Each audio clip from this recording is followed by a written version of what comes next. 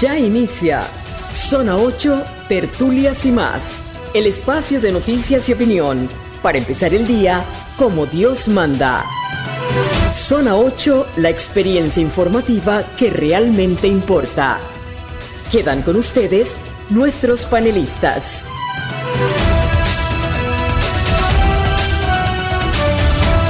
Panamá de mis amores, bienvenidos sean todos a esta emisión de Zona 8, Tertulias y más, a casi 24 horas después del fallecimiento del líder espiritual de los católicos y amigo de todas las comunidades de fe que han mostrado sus respetos y condolencias a los católicos por este sensible fallecimiento. Arsenio Samaniego está en los controles, Eduardo Soto les da la bienvenida en compañía de Pastora Portugal y Rubén Polanco en la plataforma digital. Vamos a iniciar este programa con una frase precisamente del Padre Francisco que dice: el derecho de algunos a la libertad de mercado no puede estar por encima de los derechos de los pueblos, ni de la dignidad de los pobres, ni tampoco del respeto al medio ambiente. Vamos a orar.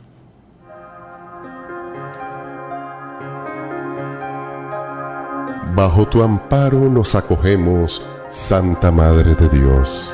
No desoigas nuestras súplicas que te dirigimos en nuestras necesidades. Antes bien, líbranos de todos los peligros, Virgen gloriosa y bendita. Amén.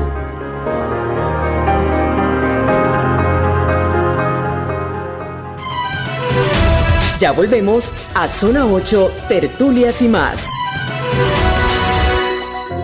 ¿Tienes alguna intención especial por la salud de tus seres queridos, por su bienestar espiritual o corporal? ¿Te gustaría pedir por el eterno descanso de algún familiar fallecido?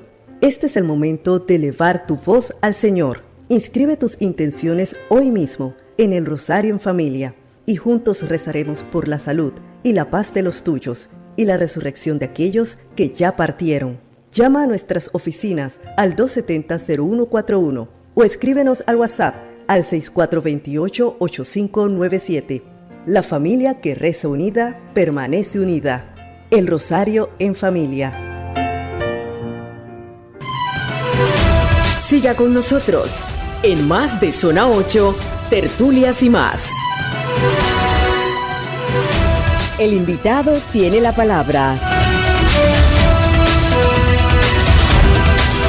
El invitado de esta primera parte del programa Zona 8, uno de los invitados es Roberto Pinoc. Él es sociólogo, catedrático universitario, hombre de fe y por supuesto el tema obligado es el Papa Francisco, pero esta mirada más sociológica, sociopolítica de un personaje, de una persona que le dio un ingrediente a la sociedad universal nueva, ¿no? Y tal vez inesperada, ¿no? Los papas siempre han tenido una palabra para el mundo, para iluminar la realidad. En el caso del Papa Francisco, esa incidencia fue bastante profunda. Hemos recibido a través de las redes sociales mensajes inesperados de líderes mundiales, de agnósticos, de incluso activistas progresistas, de izquierda, de derecha, inesperados mensajes de condolencia que se han dado por lo profunda que fue la huella que dejó el Papa Francisco. Quisiera empezar, licenciado Pinoc, pidiéndole a usted esta primera visión general de cómo cree usted que el Papa Francisco, Jorge Mario Bergoglio, incidió en la realidad universal en los 12 años que estuvo en el pontificado. Le escuchamos, don Roberto. Buenos días. Buenos días, profesor. Bendiciones a todos.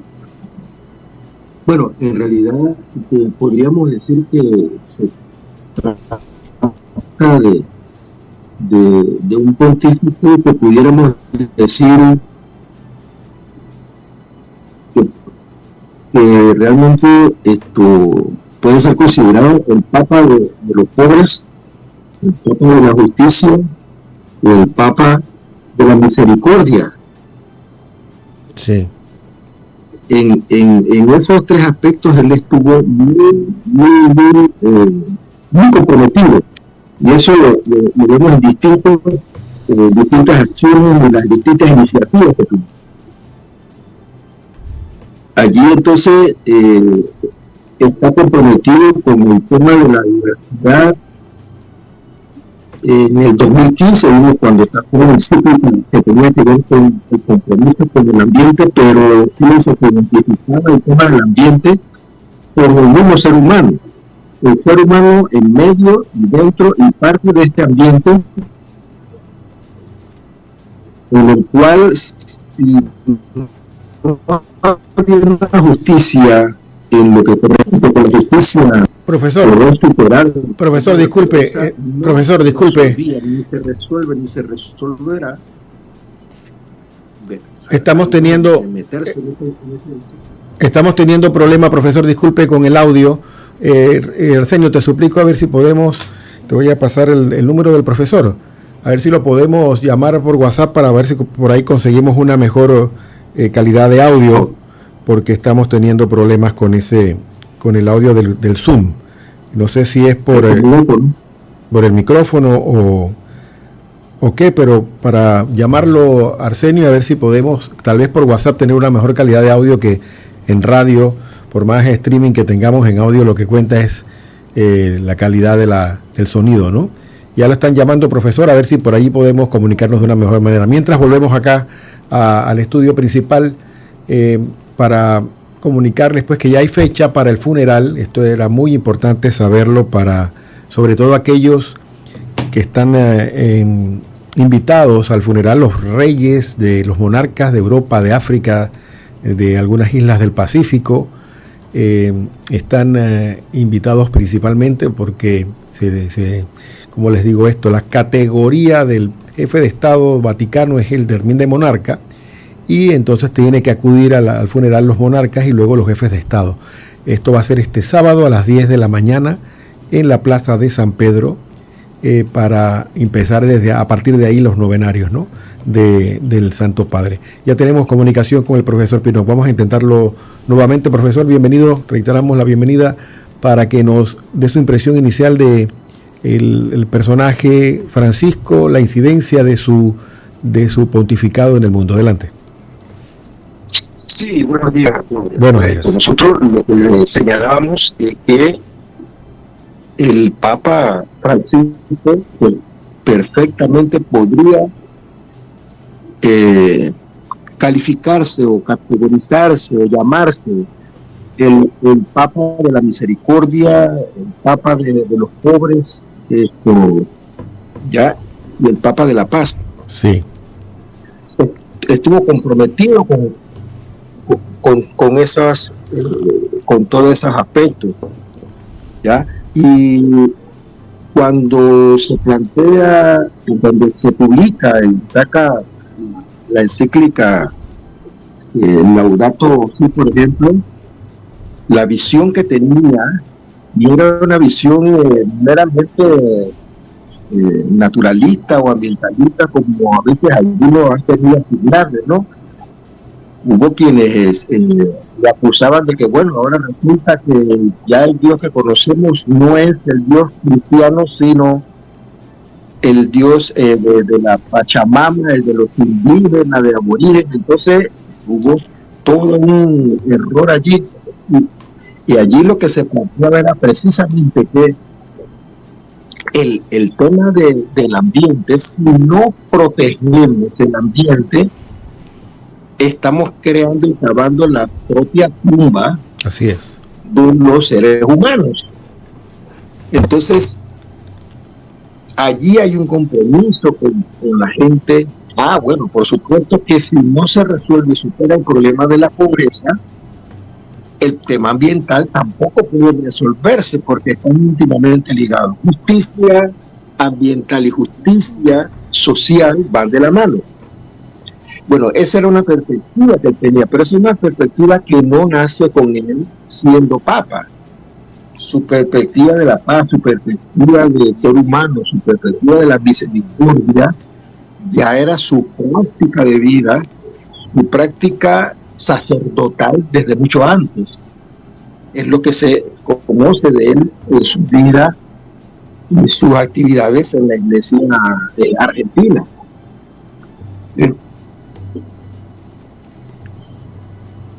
Profesor, Pinochet, vamos a aprovechar para...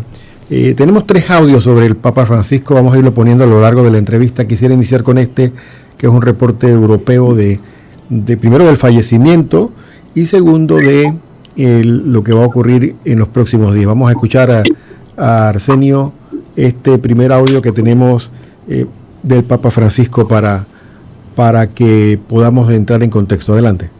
Muere el Papa Francisco, el primer pontífice latinoamericano y jesuita de la historia. Jorge Mario Bergoglio nació en Buenos Aires, Argentina, en 1936, hijo de inmigrantes italianos. Abandonó su carrera en ingeniería química para dedicarse al sacerdocio. En América Latina jugó un papel clave en el acercamiento entre Cuba y Estados Unidos y en el proceso de paz en Colombia. En 2017 criticó la propuesta de Donald Trump de construir un muro entre México y Estados Unidos, calificándola de vergüenza. También se destacó por buscar soluciones pacíficas a la crisis en Venezuela, aunque recibió críticas de la oposición por no ser más firme con los regímenes de Caracas y Managua. Fue un enérgico defensor de la paz en los conflictos de Medio Oriente y Ucrania, promoviendo el diálogo y el fin de la violencia. Francisco marcó un hito con su postura más abierta hacia la homosexualidad, a pesar de la fuerte oposición que encontró dentro de la Iglesia.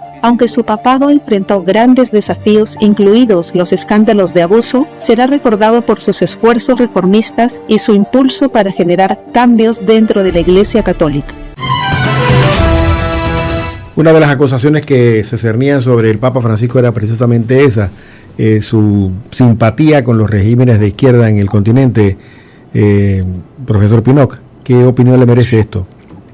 Bueno, el tema es que cuando promovía, porque lo que estaba buscando era promover la paz y condiciones mejores para que en esos mismos regímenes pudiera haber puentes que entonces dieran lugar a una mejor justicia en esos lugares. O sea, él buscó una vía distinta. Ahora, la cuestión es que no se mira, por ejemplo, cuando en su propio país, uno de los ejemplos, en su propio país, o sea, la cara contraria, incluso son irrespetuosos, terriblemente irrespetuosos del presidente, lo llamó hasta hijo del demonio y HP y todo eso públicamente. Sí. Y luego vemos un tiempo después que hay una reunión entre ellos. O sea, el Papa no es que condenaba, no era de condenar a nadie.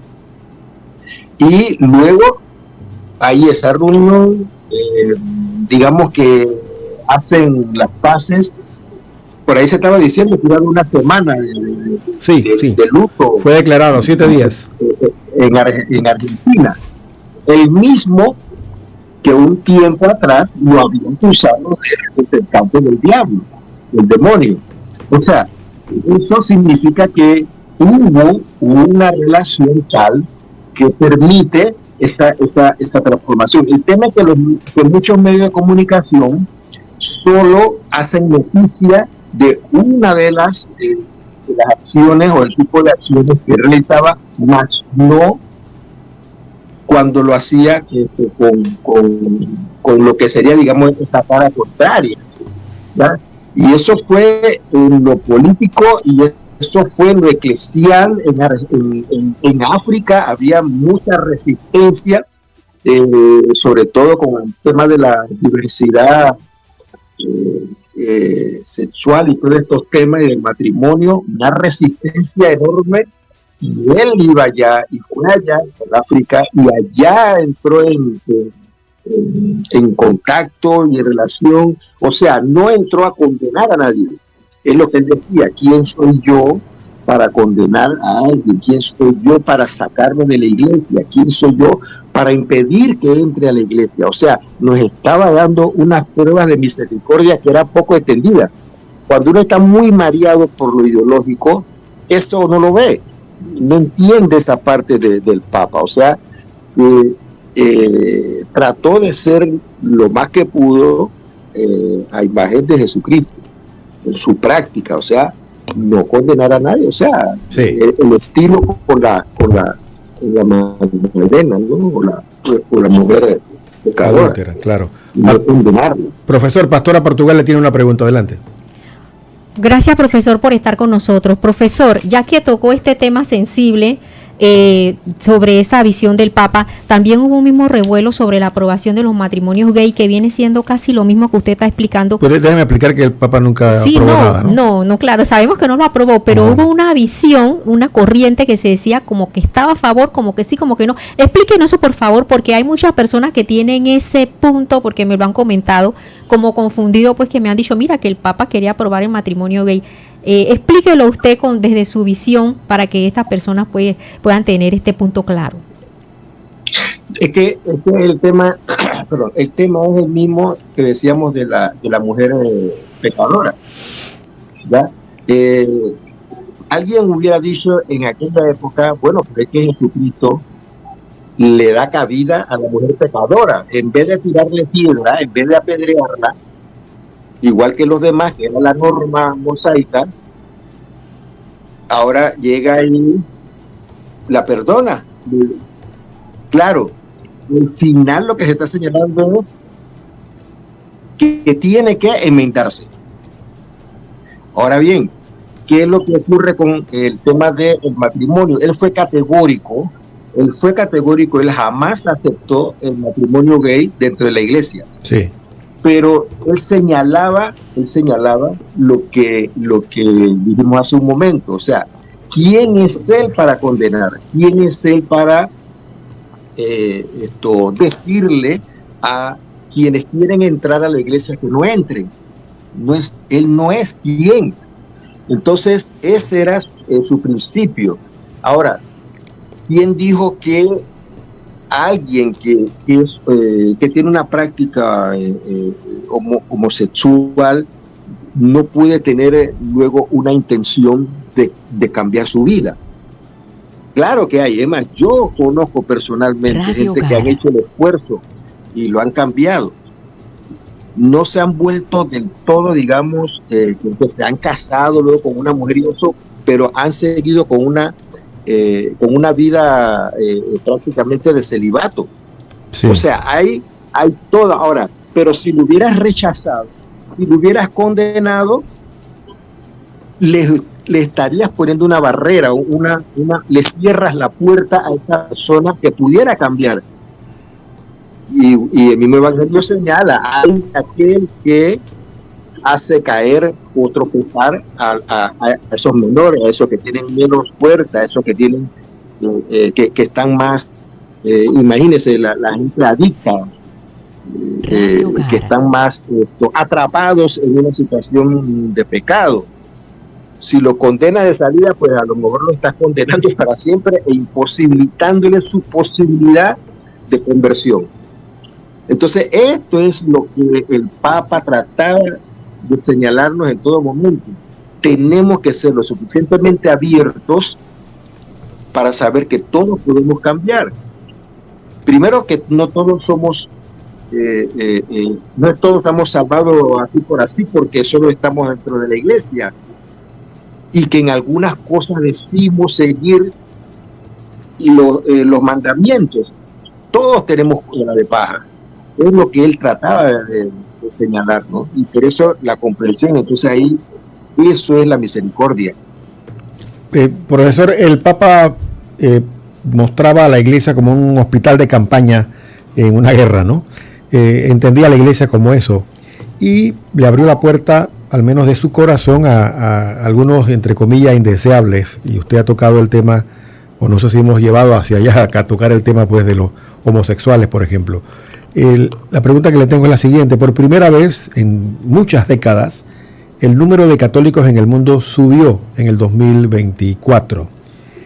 ¿Podría ser consecuencia de esta figura, de la figura del Papa Francisco, que los que antes se alejaban de la iglesia ahora tuvieron por primera vez en mucho tiempo la posibilidad de reportarse como católicos ante los que llevan estas estadísticas? Adelante. Esto yo no lo dudo, es decir, cuando usted se encuentra en una situación, cualquier persona, que está en una adicción, que está sometido a un determinado pecado, y encuentra que hay alguien que le dice que le importa más tu persona, lo que tú eres, que aquello en lo que estás incurriendo, y en algún momento espera que puedas salir de eso, pero no solo eso, sino que te da palabras de aliento para salir de tu situación. Por supuesto que va a haber un cambio en el sentido de que si estaba alejado de aquella persona, me voy a acercar, a ese es que me voy a acercar. Bueno, eso es lo que hacía el Papa, trató de promover eso dentro de la iglesia y que los obispos y que los sacerdotes en las distintas iglesias regionales y nacionales pudieran reducir eso. Bueno, lastimosamente no es un comportamiento tan fácil de seguir esto, pero viéndolo a él, muchos, con independencia de qué ocurría en las propias iglesias nacionales, se abrieron a ese mensaje y a ese llamado. Entonces, eso se fue multiplicando. Claro. E incluso fíjense que fue un Papa atrevido, porque se atrevió a ir allá al Asia, donde en el Asia hay tales contradicciones con los cristianos, y se atrevió a ir en el propio terreno de esos que rechazaban a los cristianos tradicionalmente, y eso ha atenuado esa oposición que se tenía, de manera que esa gente que tenía esa proclividad, por decirlo así, hacia el cristianismo católico, ya tenía, digamos, una puerta abierta, o por lo menos ya ha comenzado a tener que no sea esas prácticas altamente represivas que tienen algunos de los regímenes en distintos países donde eso se daba. Entonces eso da la posibilidad a que eso que yo tenía escondido, ese mensaje me gusta, ese mensaje me atrae, ese mensaje creo que me llena mi vida, y ya ahora puedo manifestarlo más públicamente. Porque si se fijan, ¿a dónde crecen esos católicos? No es en Europa, es en Asia, es en África, es en América Latina, incluso en Estados Unidos. Claro. Entonces, es precisamente en muchos de estos lugares en donde era prácticamente prohibida la manifestación de ser católico. Y él fue atenuando esto, ha ayudado a atenuar esto, a que haya un cierto mayor nivel de tolerancia, y eso permite que la gente pueda salir con más confianza, ¿no? Además, claro, de que es gente que se siente que ese mensaje de misericordia es lo que le llega a la población. Pastora Portugal le tiene una pregunta, profesor. Profesor, cuando el Papa estuvo acá en Panamá, hubo una experiencia muy bonita que él decidió visitar a los jóvenes privados de libertad del Centro de Cumplimiento de las Garzas, compartió con ellos, fue muy bonito. Yo quisiera preguntarle a usted, denos su experiencia sobre esa visita del Papa, esas palabras de ánimo que él dejó sembrado en el corazón de estos jóvenes y de todos los panameños. Sí, ahí habría que ver hoy dónde están, qué están haciendo, si se le dio seguimiento a esos jóvenes, porque de que quedaron impactados en al menos por esos días, ¿no? Entonces, como aquel cuando le llega un gran artista o un gran personaje y está y te saluda personalmente, pero bueno, puede ser cosa de momento y después vuelves a lo tuyo. Habría que ver toda esta gente en qué ha impactado en el tiempo ese encuentro que tuvo con el Papa, porque en el momento, en esos días, fue como decían algunos de ellos, maravilloso, fue impensable, nunca se les ocurrió que alguien como el Papa fuera donde ellos. O sea, solo ese tipo de atención, solo ese gesto ya toca corazones. Sí. Entonces, eso hoy sería interesante ver esa gente dónde está, qué está haciendo. cómo se está comportando, claro, para ver si el impacto ha sido, y claro, ahí está el seguimiento que hay que dar, porque una cosa es que el Papa logra un cierto impacto, pero ese es como la semilla, ¿no? Si la semilla la plantas donde hay tierra escabrosa, donde hay espina, la sembraste, él la sembró, pero se fue de ahí y luego entonces las espinas y el terreno escabroso y las piedras absorbieron y no pudo crecer. Claro que Habría que ver entonces qué se hizo con esa semilla. Rubén Polanco tiene una pregunta, profesor. Adelante, Rubén.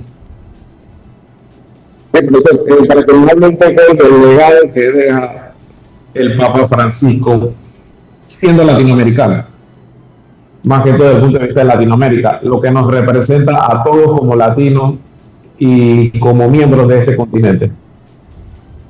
Que entiendo, creo que los candidatos, se lo digo porque entiendo que los candidatos a sucederlo o a reemplazarlo en el pontificado, creo, por lo que vi en la lista, ninguno es latino. Adelante, sí, bueno, de los, a ver, con respecto a lo último, yo no suelo guiarme por lo que se dice de que son los candidatos. ¿Sabe por qué? Ninguno de los últimos 3 papas estaban en la lista de los elegibles, de los candidatos, y estaban en el favoritismo, no estaban. Salieron ¿de dónde salieron estos? Salieron, como quien dice, detrás de las piedras, no se contaba. Así que no nos extrañe, no sería de extrañar que los que nos están poniendo como elegibles y favoritos, ninguno de esos sea. ¿Sí? Puede ocurrir, o sea que le demos ahí un margen amplio. Así que todavía no sabemos si de repente sale ahí otro latinoamericano. Claro. Ahora, yo me sospecho que efectivamente será o bien de Asia o bien de África. Okay. Me tengo la impresión esa, pero solo es impresión, no tengo así toda la información como para decir categóricamente algo, ¿no? Y se cuecen muchas habas adentro, hay muchos encuentros, hay muchas consideraciones que no manejamos y ellos sí la manejan y lo deciden. Profesor, pero, en cuanto a la firma o en cuanto a la impronta latinoamericana del papado en esta experiencia. No, solo eso, solo que fuese latinoamericano y que fuera alguien abierto, que no condenara así alegremente a nadie, ni siquiera regímenes, gobierno llegó a condenarlos así tajantemente. Habló fue de las políticas que se seguían, o que se siguen aún en muchos casos, pero no habló así directamente de personas, no habló de gobierno específico. Entonces, en los latinoamericanos, primero sentían cierta identificación de que fuera de la región. Y segundo, hacer ese papa abierto, hacer ese papa de misericordia, hacer ese papa que no tenía ningún problema en hablar con un señor como Milei, que lo ofendió, o de hablar con Fidel Castro, o de hablar con los dirigentes chinos. Ningún problema tenía en sentarse con ninguno de ellos. Claro. ¿No? Y de manera respetuosa. Entonces, al ver eso, bueno, la identidad de que sea latinoamericano, pero con una actitud abierta, realmente he visto yo alguna gente que conozco, tanto de Argentina y de otros lados, que le tenían cierta atracción, o sea, generaba cierta atracción, ¿ya? Y cierto orgullo, o sea, eso fortalecía cierto orgullo que se tuviera. Y yo conocí una argentina, casualmente, una amiga argentina, que ella para nada de iglesia, nada. Pero con este papa, yo le he visto que ella ya habla de bendición, o sea, ya digo, ópale, ya la cosa va cambiando. Entonces, eso generó este papa en mucha gente, claro, en latinoamericanos más. Claro, y ella claro. se sentía orgullosa que fuera los argentinos, además latinoamericanos, en este caso argentinos, porque ella es argentina. Claro. Pero así me encontré con varios casos. Por supuesto, De profesor. Hay algo y que de gente que no era gente de iglesia. Sí. Hay algo que Entonces, rescatamos del estilo latinoamericano del pontificado del Papa Francisco. Por ejemplo, durante la JMJ, los chicos voluntarios que teníamos en el Centro de Convenciones Atlapa, que era el centro de prensa, quedaron sorprendidos, por decir una palabra suave, de que los obispos panameños llegaran a Atlapa a saludar a muchos de ellos, a sentarse entre ellos a comer pizza.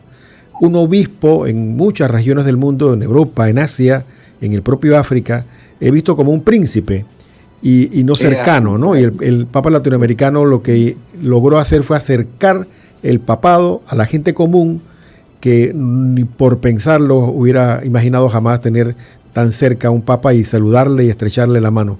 Esta cercanía sí lo trajo él siendo latinoamericano como era. No fue algo bajado del cielo, fue algo muy de él, porque es algo muy nuestro, ¿no? Nosotros estamos acostumbrados a codearnos con los obispos y ellos también se sienten uno más del pueblo. Vamos a escuchar un poquito cómo se sentía él, Jorge Bergoglio, como un argentino más. Vamos a escuchar este video. Adelante. Quiero agradecer a mi pueblo porque me educó el pueblo argentino. Yo soy argentino, soy educado por el pueblo argentino con sus riquezas y sus contradicciones. Heredé todo. Toda mi educación en la escuela pública, toda, y la escuela pública de aquel tiempo en Argentina, gran escuela pública. Ahí en la calle Varela estudié yo.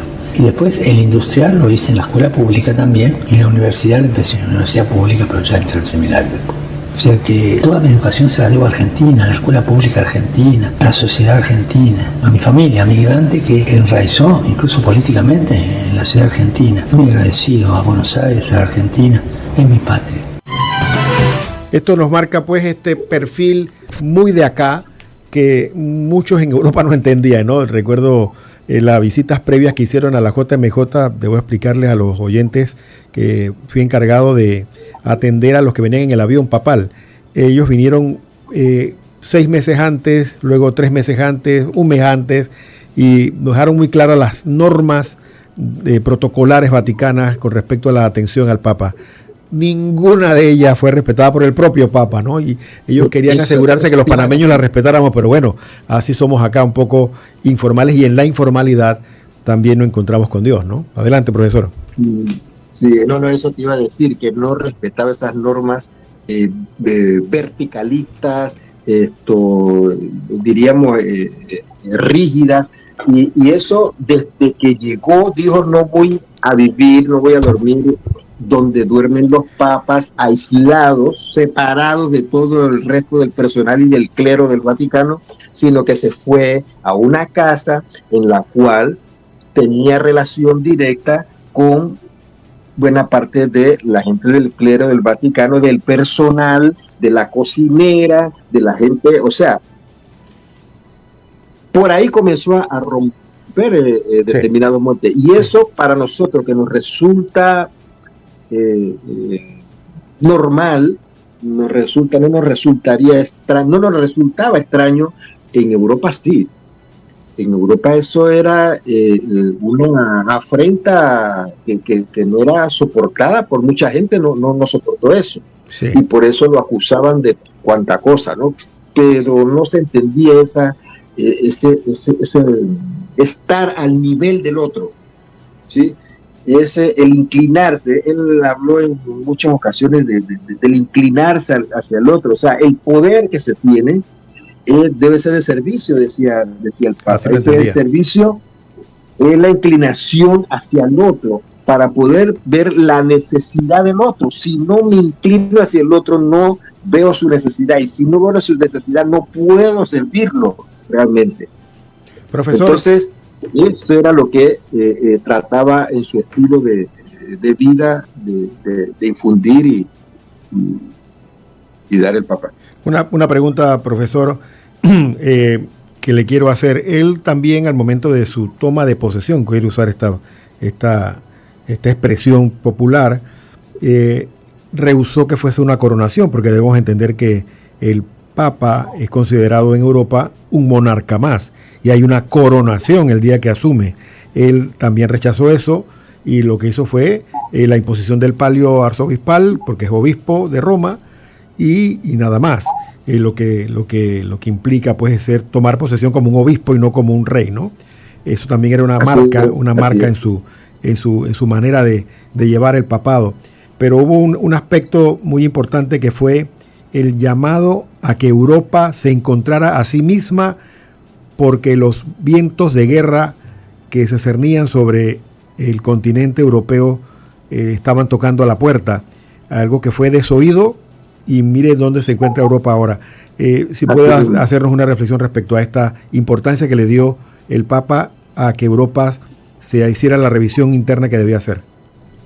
Claro, el tema es que se ha dicho, bueno, desde que Constantino elevó, bueno, ya no sé si decir elevó o bajó a la Iglesia Católica al nivel de las instituciones imperiales de la época, y eso ha quedado así. Para muchos la Iglesia tiene que estar al nivel de imperios.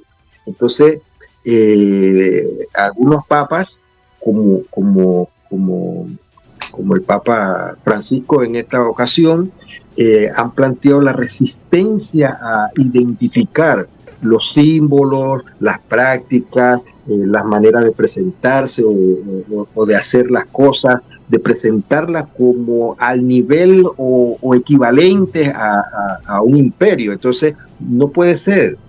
La Iglesia no está a ese nivel mundano, podríamos decir. Y eso chocaba mucho. Todo eso de haber anticipado el tema de la guerra, sí, y él fue muy enfático. Esas son las cosas que no se le... Hay quienes no se la han aceptado.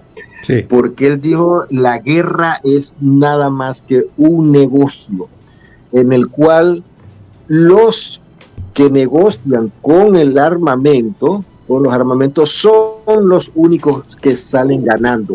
Más nadie sale ganando. Sí. Entonces, ahí él tenía una crítica muy fuerte, muy radical en esos temas, ¿no?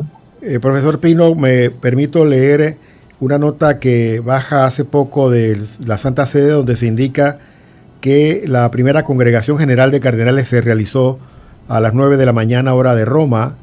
Estas reuniones previas a los funerales y al cónclave, donde se establecen las reglas para llevar a cabo las dos actividades.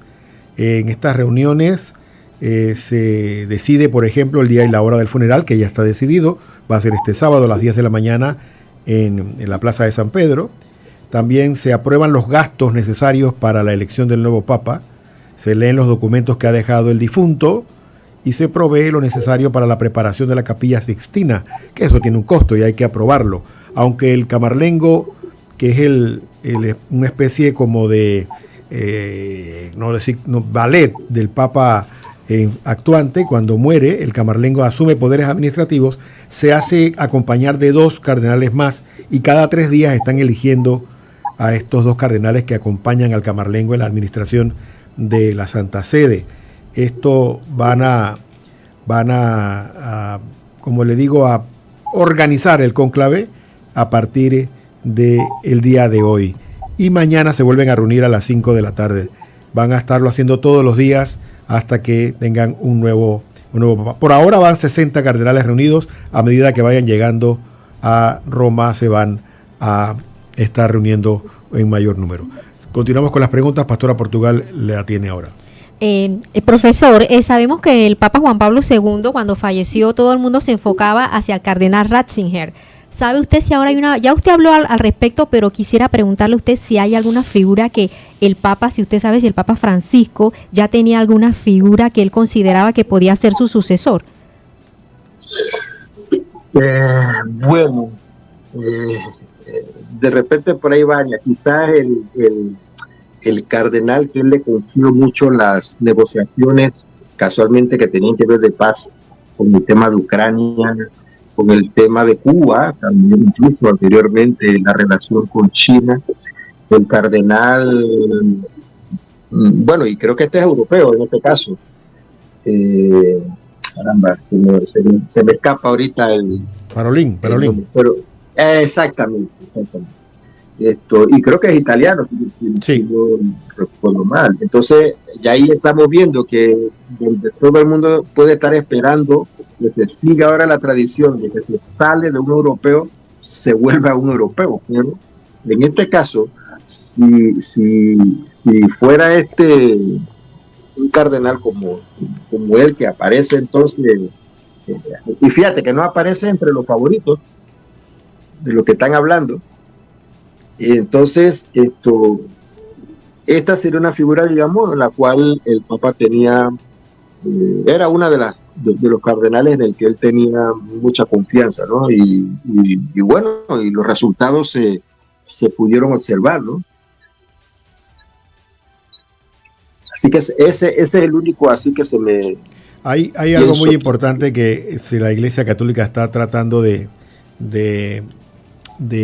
sugerir, de orientar, ¿no? Preocuparnos en esta etapa, de despedir adecuadamente al Santo Padre, orar por su alma, despedirlo con los funerales, y en cada país están abriendo libros de condolencias. Aquí en la ciudad capital va a haber al menos 3 libros.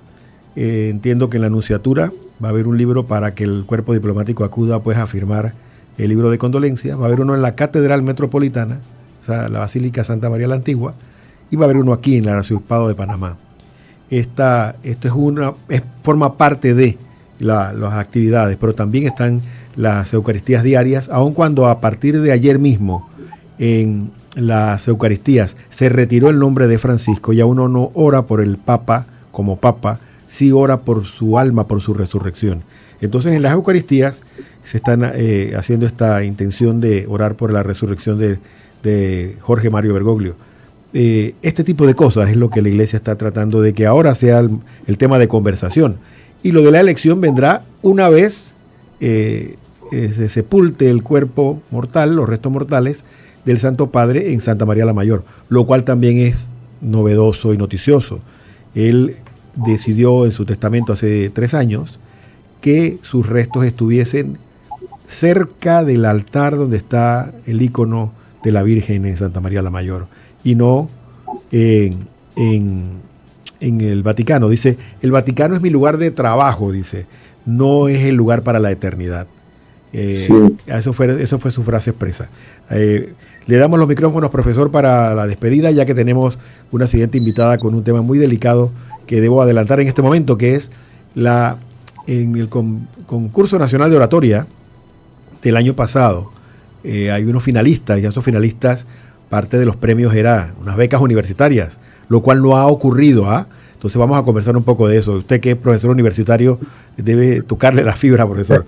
Pero bueno, lo dejo para que las palabras finales en este tema tan hermoso que hemos tocado. Yo creo que al final hay algo también que manifestado con mucha frecuencia, y que de repente nos obnubilamos con todo lo demás y no nos identificamos con eso. Uh-huh. ¿A qué me refiero? En este momento se requiere casualmente oración.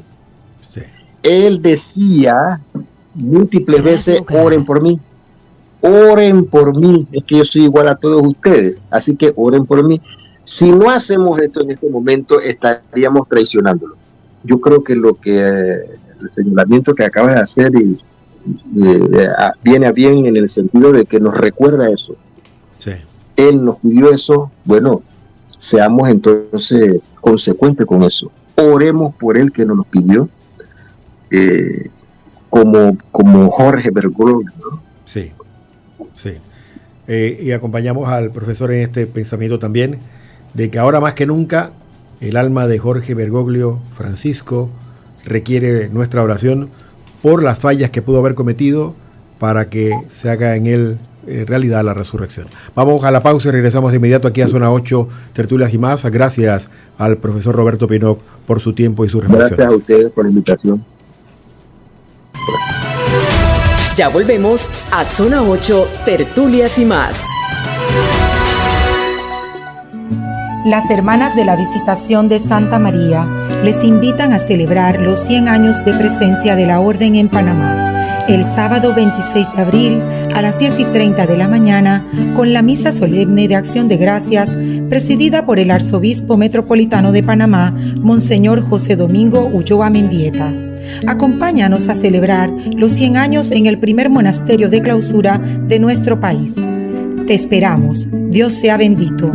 Sintonízalo este sábado 26 de abril en diferido a las 4 de la tarde, aquí en Radio Hogar, la voz de tu iglesia.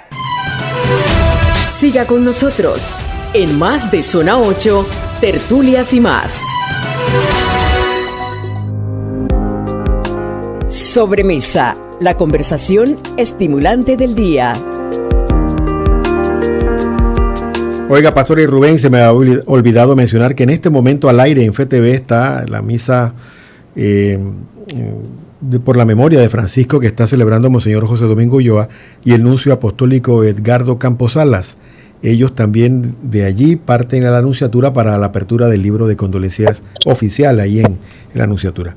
Como les decía en el bloque anterior, hay una situación con los finalistas del concurso nacional de oratoria del año pasado que debían recibir unas becas y es la fecha y esto no ha ocurrido. Vamos a escuchar a Hilary Ospina y a Mariel Fuentes, quienes son finalistas de este concurso y están en esta campaña buscando que se haga justicia por lo prometido. Adelante, Hilary y Mariel, cualquiera de las dos que esté anuente en este momento, para que nos expliquen los detalles y qué respuesta han recibido de momento de las autoridades. La escuchamos. Bueno, por acá, Hilary, me presento, un placer. Quiero dar mi pésame por la muerte del Papa Francisco antes de iniciar. Creo que él ha sido alguien que da un mensaje muy importante. De un momento, Hilary, perdóneme, Hilary, yo creo que hay un feedback, una retroalimentación. Deben tener dos equipos abiertos a la vez. Deben cancelar el audio de uno para poder que escuchemos sin retorno. Creo que... Déjeme intentar Mariel cancelar mi audio y le digo. Ok, pero es que si usted cancela su audio no la vamos a escuchar, creo. A ver. Trate de conversarnos. Adelante. Hilary. Tenemos problema con ese feedback, ¿verdad? Arsenio. Adelante. Intente conversarnos. Adelante.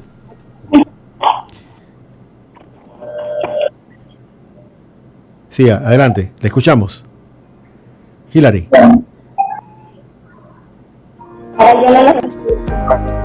Sí, vamos a tratar de solucionar el audio. Sí, le diste fue sonido a la cortina.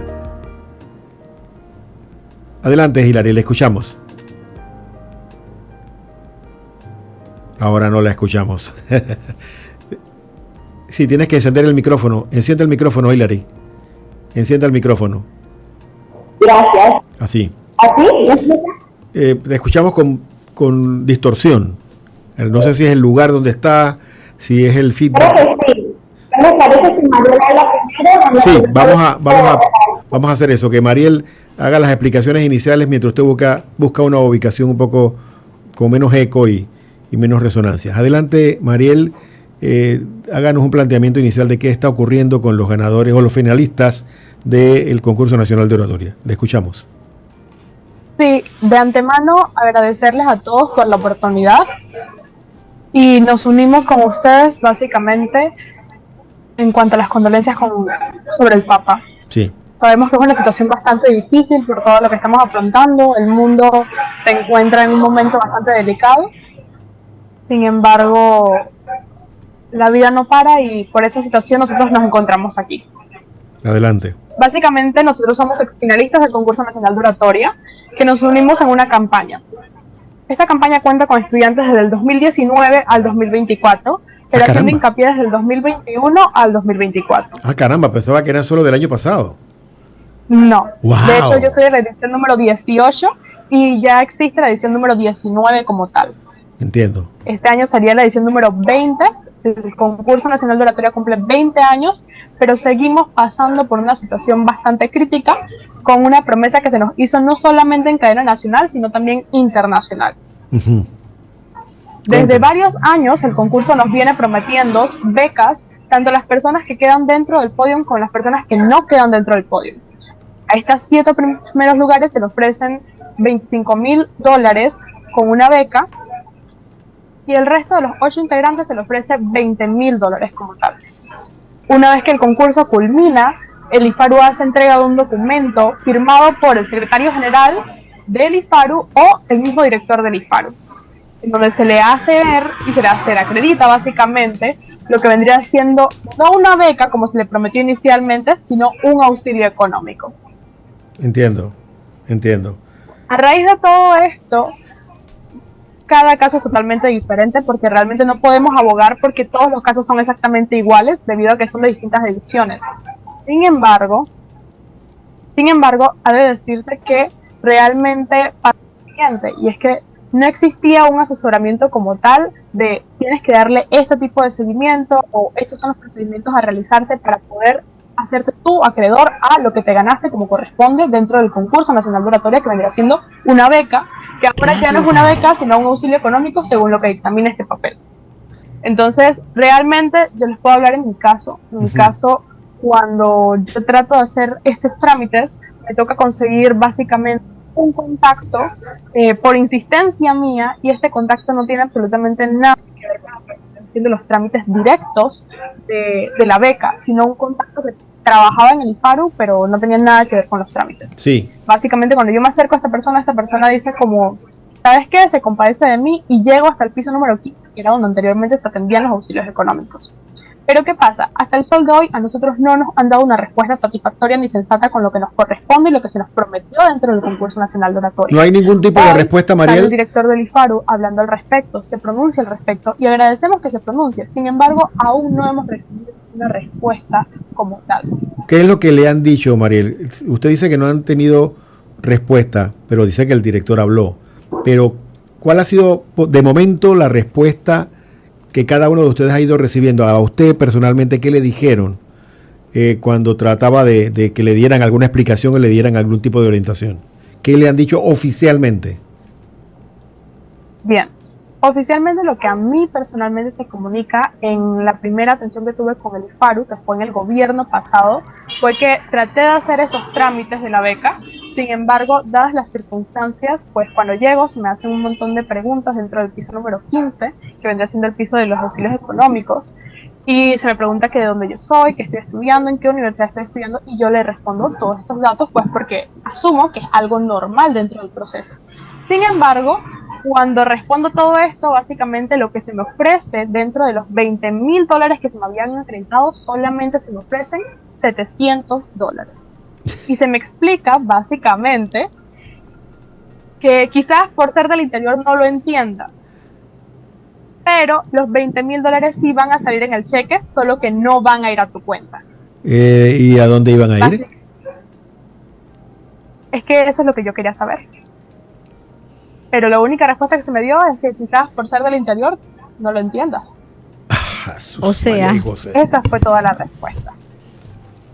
Con el cambio de gobierno, el IFARU se vuelve a pronunciar y nos contactan no a todos los finalistas del concurso nacional de oratoria, sino a algunos. Yo soy una de esas finalistas a las que contactaron, y dentro de esa reunión que tuvimos, individualmente cada exfinalista con 3 personas del IFARU, por parte del IFARU, básicamente se nos otorga un listado de carreras extremadamente limitadas en ciertas universidades dentro del país, en donde te dicen que estas son las alternativas que puedes seleccionar para estudiar.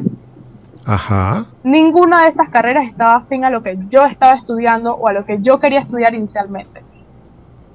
Pero básicamente lo que se me dice es que tengo que elegir una de estas listados o pierdo el cupo y como tal pierdo la beca. A todo esto, esto que se nos está ofreciendo solamente cubre la matrícula y lo que vendría siendo la colegiatura. No transporte, no vivienda, no libros, ni demás. ¿Y la cantidad? O sea, ¿La cantidad se compadece con lo prometido? Realmente no. Uh-huh. Porque el acuerdo va a ser directamente entre el IFARU y la universidad. Entiendo. Y hasta el sol de hoy todo lo que se ha hablado es a través de palabras. Porque como bien menciona el IFARU, sí es cierto que no existe un convenio por parte del Concurso Nacional de Oratoria desde el 2019. Y nosotros comprendemos que es una irresponsabilidad por parte del concurso.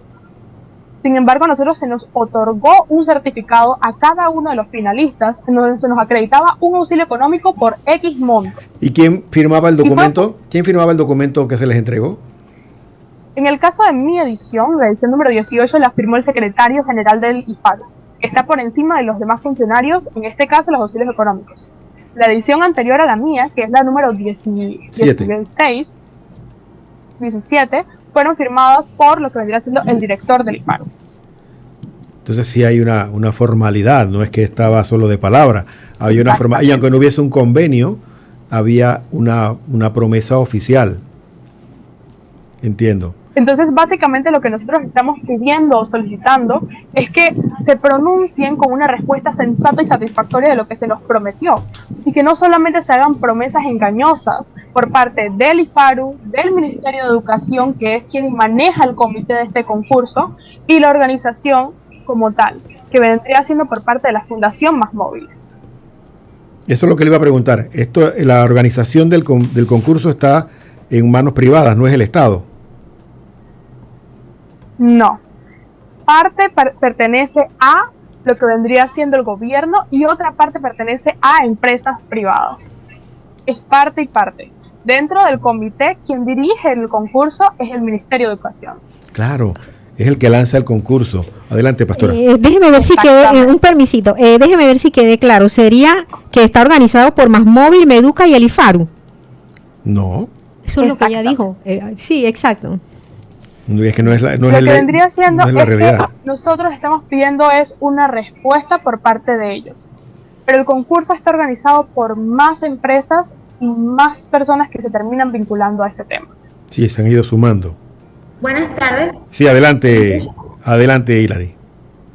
Sí, no, solamente para contestar esa pequeña duda, el concurso es patrocinado o organizado por el Ministerio de Educación, claro. Más Móvil y Cable and Wireless. Esos son los tres organizadores del concurso nacional de oratoria con el que se basan y se abastecen a través de distintos patrocinadores, algunas de las áreas públicas y otros de las áreas privadas. En este caso de las áreas públicas entramos en el IFARU, que como bien se sabe, uno de los premios más grandes que se da, ya como María ha mencionado, es esta beca en distintos años dependiendo del gobierno en turno de ese momento y de otros patrocinadores privados para quienes somos, y me permito decir, bonitos para la foto, pero no después de eso. Entonces son puntos bastante importantes de tocar. Nada más aclarando eso, dejo a María termine entonces para... Sí. Agradecemos a ambas y pedimos disculpas por no darles más tiempo para este tema. Vamos a volver sobre ello. Quería saber si ya ustedes han presentado algún tipo de reclamo al Ministerio de Educación como entidad principal organizadora. ¿Han hecho esa presentación?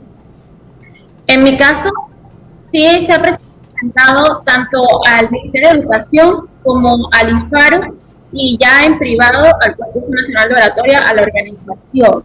Ahora bien, como organización de nosotros, vamos a estar asistiendo este jueves a más tardar, porque quizás lo hagamos mañana, una carta formal en reclamo al Ministerio de Educación y otras entidades encargadas de esta situación.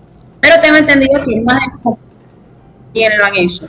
¿Cuántos son ustedes en total? ¿Cuántas personas? En el grupo de los que estamos reclamando están 40, pero hay más de 60 personas en la misma situación y creo que hemos sido muy empáticos en el entender que se ha habido un cambio de gobierno, hay falta de presupuesto, entre muchas otras, pero sobre las declaraciones que brindó el señor Cajía mañana en donde él argumenta que más de 160.000 estudiantes están en lo mismo. Sí, precisamente por ellos también nosotros queremos luchar, pero queremos también hacer la aclaración de que no es el mismo caso, de que la empatía quizá ya está a punto de agotarse en este momento y que nosotros seguimos insistiendo porque es una responsabilidad que, como bien Mariel lo dijo, no solamente fue de palabras, cada uno de nosotros en su mayoría tiene una certificación. En mi caso, la mía fue firmada por Diana Polo, donde se me dice que se me va a hacer entrega de un auxilio económico de $25,000. Y este es otro punto importante, porque no fue lo que se prometió. Frente a cámara se dijo que se iba a dar una beca al mérito por haber llegado hasta ese punto, y luego se nos hace entrega entonces de una situación que dice que nos da un auxilio económico que habían estado siendo tan controversiales. Sí, bueno, estaremos pendientes de la evolución. Dice que el jueves van a ir. Podemos volver con ustedes la próxima semana, si les parece. Patricia Ocando Camino estará en contacto a ver si por el día lunes podemos tener una ampliación del caso, Patricia, para argumentar sobre todo lo siguiente. Aquí ha habido un escandalazo el gobierno pasado con esto de los auxilios económicos, otorgándole cientos de miles de dólares a personas que no necesitaban el dinero, a personas vinculadas a personeros del gobierno, a personas que no provienen de sectores necesitados. Estos chicos llegaron a un punto en el concurso por su propio esfuerzo, por su talento, por sus capacidades, y lo menos que puede hacer el país, un país que tiene un diseño a futuro de qué es lo que quiere como nación, lo que tienes que apoyarles para que estudien. No hacer esto es una vergüenza nacional, que es lo que tenemos que tomar en cuenta, ¿no? Así que estaremos pendientes del caso precisamente por eso, para no ser carne de vergüenza, ¿no? Y poder todos afrontar como nación esto, que pues primero tenemos que saber a dónde queremos ir como patria, lo que no está pasando. Estamos tirando palos locos, como dicen en los barrios, y esto nos está haciendo mucho daño. Ya está listo el padre Julio Arbaez Polanco, él es claretiano y está encargado del Ríos de Agua Viva esta semana para darnos la catequesis que todos necesitamos. Dígame, adelante. Antes de retirarnos, recuerden, mañana los educadores han convocado a una huelga indefinida por la ley de reforma a la Caja de Seguro Social. Tener eso en cuenta, en la Asamblea se está discutiendo un proyecto de ley de amnistía que básicamente favorecería a los expresidentes Ricardo Martinelli y Juan Carlos Varela. Sí. Así que eso para que lo tengan en cuenta. Y el sábado el IDAN ha anunciado que suspenderá operaciones en la planta potabilizadora de Chilibre por trabajo de mantenimiento. Eso significa que toda la ciudad capital estaría sin agua el sábado. Sí, a partir de las 7 de la noche. Para que tengan en cuenta esos temas que quedan en el tapete. Gracias, Rubén. Nos vamos de esta manera. Nos despedimos. Eduardo Soto, Pastora Portugal, Rubén Polanco, Arsenio Samaniego y Patricia Ocando Camino. Les decimos hasta mañana.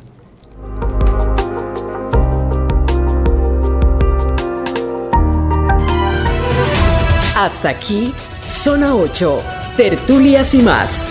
El espacio de noticias y opinión para empezar el día como Dios manda. Les esperamos en la próxima edición de Zona 8, Tertulias y más.